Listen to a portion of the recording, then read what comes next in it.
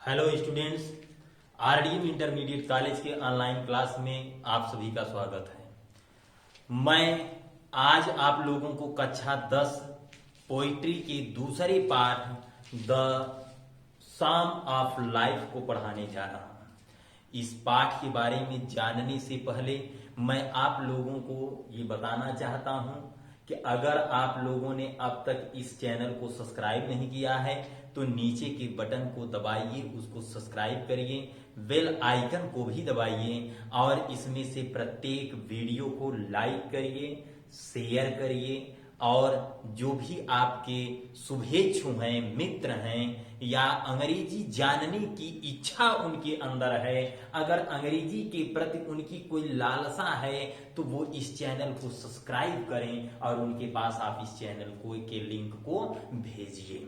अंग्रेजी वर्तमान समय की सबसे बड़ी आवश्यकता है और इस चैनल पर आप अंग्रेजी से संबंधित लगभग सभी चीजें पढ़ेंगे। तो अब हम पाठ की तरफ चलते हैं। एच.डब्ल्यू. लॉन्गफेलो जो इंग्लैंड के रहने वाले इनके माता पिता थे और ये अमेरिका में यूनाइटेड स्टेट्स ऑफ अमेरिका में जाकर सेटल हुए थे। पोर्टलैंड नामक स्थान पर एच.डब्ल्यू. लॉन्गफेलो महोदय की वहां पर इनका जन्म हुआ और जन्म होने के साथ जब उनका जन्म हुआ तो ये पढ़ने लिखने में बहुत कुशाग्र बुद्धि के थे, बहुत तेज दिमाग के थे।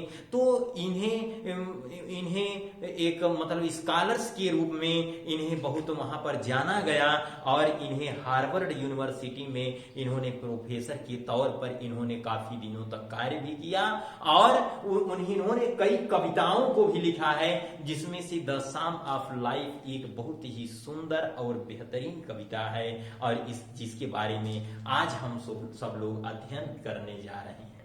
कक्षा 10 के दूसरी पाठ का यह जो कविता है, दूसरी की कविता द साम ऑफ लाइफ, यह सिर्फ विद्यार्थियों के लिए ही नहीं उपयोगी है, बल्कि अगर हम अपने एक दैनिक जीवन में भी रहते हैं, हमारे दैनिक जीवन में भी यह एक प्रेरणा देती है और हमें कार्य को सही तरीके से अपने जीवन को समझने और कार्य को करते रहने की प्रेरणा प्रदान करती है। तो हम ज्यादा समय न लेते हुए सीधे पाठ पर आते हैं। लेखक एच.डब्ल्यू. लॉन्गफेलो लिखते हैं कि life is real, life is earnest, and the grave is not its goal, dust the word to dust returnest, is not spoken of the soul. कि लाइफ जीवन इज है रियल, वास्तविक है, जीवन वास्तविक है और लाइफ जीवन इज है अर्नेस्ट, सच्चा है। जीवन वास्तविक है और जीवन सच्चा है। एंड और द ग्रेव कब्र इज है नॉट नहीं इट्स इसका गोल लक्ष्य। कब्र यहां पर मौत का एक सूचक है कि जीवन वास्तविक है, जीवन सच्चा है और कब्र अर्थात मौत ही इसका उद्देश्य नहीं है। इसका मतलब ये नहीं कि हम जीवन में आए हैं, पैदा हुए हैं, एक दिन हमको मर जाना है। इसका उद्देश्य ये कतई नहीं है, बिल्कुल नहीं है। अगर हम जीवन में आए हैं, हमको जीवन मिला है तो इस जीवन की कुछ न कुछ उपयोगिता है और यहां से हमें कुछ न कुछ करके तब गुजरना है, यहां से तब निकलना है हमें। तो इसी प्रकार से लेखक लिखते हैं कि जीवन वास्तविक है, जीवन सच्चा है और कब्र ही इसका उद्देश्य नहीं है।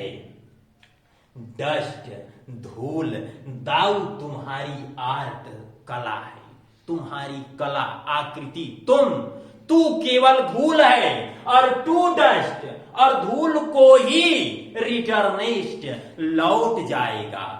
तू केवल धूल है और धूल में ही मिल जाएगा, धूल को ही लौट जाएगा अर्थात धूल में ही मिल जाएगा। तू केवल धूल है और धूल में ही मिल जाएगा।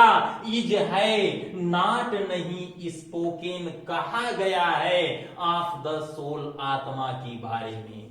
तू केवल धूल है और धूल में ही मिल जाएगा।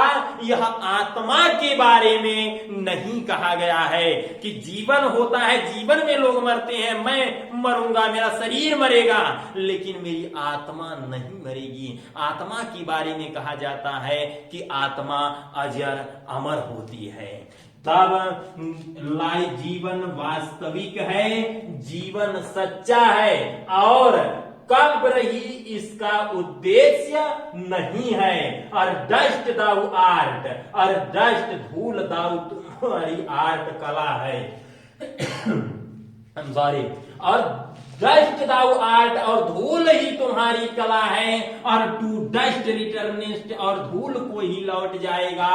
Is not spoken of the soul, यह आत्मा के बारे में नहीं कहा गया है।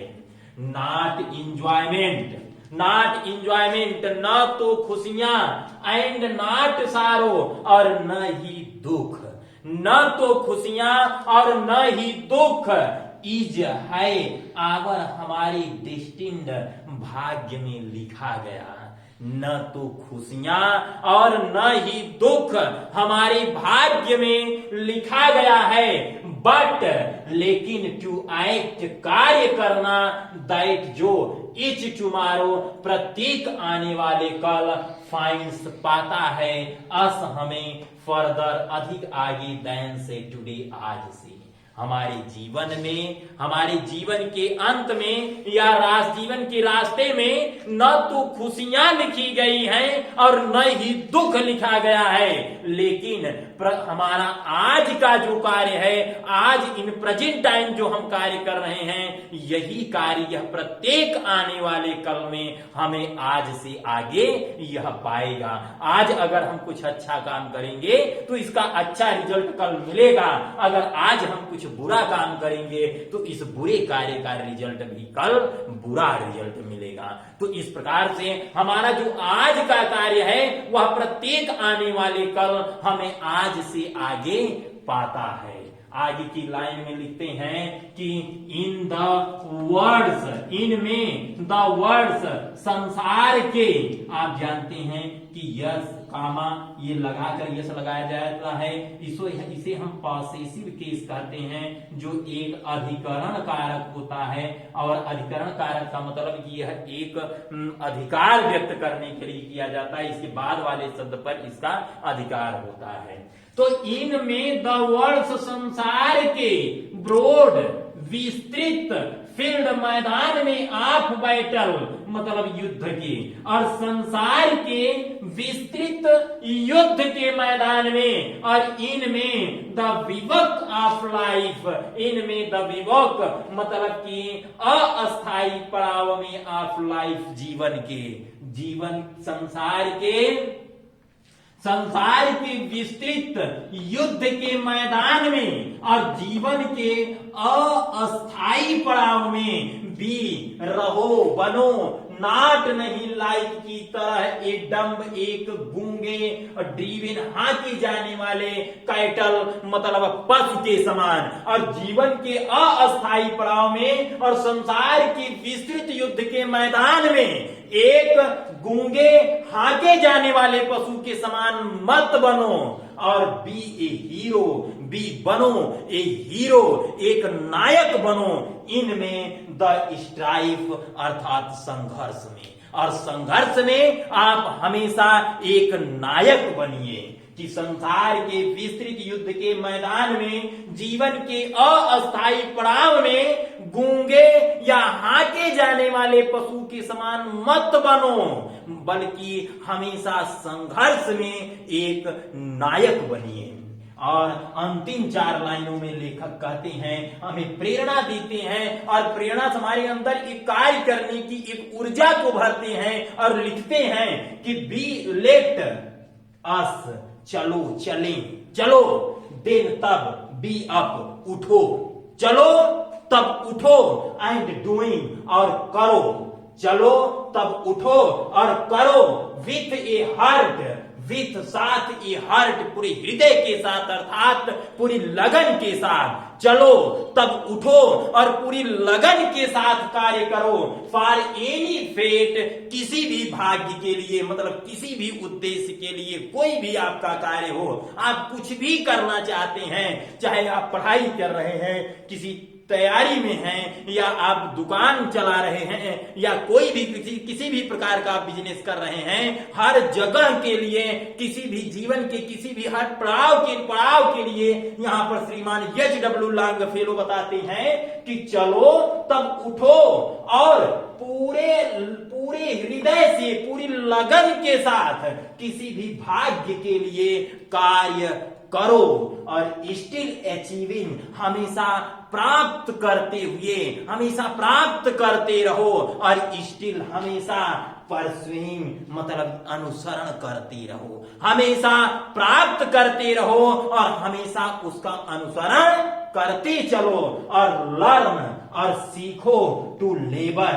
और लेबर मतलब कठिन परिश्रम करना सीखो, एंड और टू वेट, यहां पर माफ करना, यहां पर वेट, और लर्न टू लेबर, और कठिन परिश्रम करना सीखो, एंड और टू वेट, और इंतजार करना सीखो। पहले कठिन परिश्रम करो, तो कठिन परिश्रम के बाद इंतजार का एक समय होता है। किसी भी कार्य का तुरंत परिणाम नहीं आता। आप 1 साल मन लगाकर पढ़ेंगे, तब जाकर 1 साल के बाद एक दिन का एग्जाम होगा और उसके बाद 1 दिन उसका रिजल्ट आएगा। तो इस प्रकार से हमेशा प्राप्त करते हुए हमेशा अनुसरण करते रहो और कठिन परिश्रम करना और इंतजार करना सीखो। कठिन परिश्रम करो और इसके साथ साथ आप इंतजार भी करते रहिए, इंतजार करना भी सीखिए कि उसके सही समय पर आप सही चीजों को प्राप्त करेंगे। तो आशा है कि यह पाठ आप लोगों को अच्छी तरह की समझ में आया होगा और